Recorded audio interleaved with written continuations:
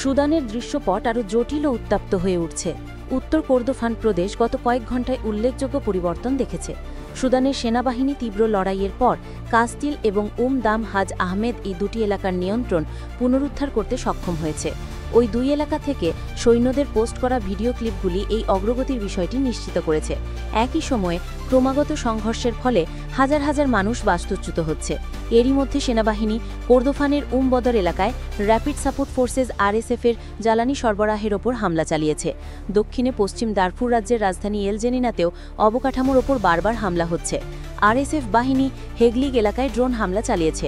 বাবনুসাতে পদাতিক ডিভিশন ঘোষণা করেছে যে তারা দারফুর থেকে আসা আরএসএফের সমস্ত হামলা প্রতিহত করেছে এবং তাদের বিবৃতি অনুযায়ী তারা প্রতিরোধ অব্যাহত রেখেছে।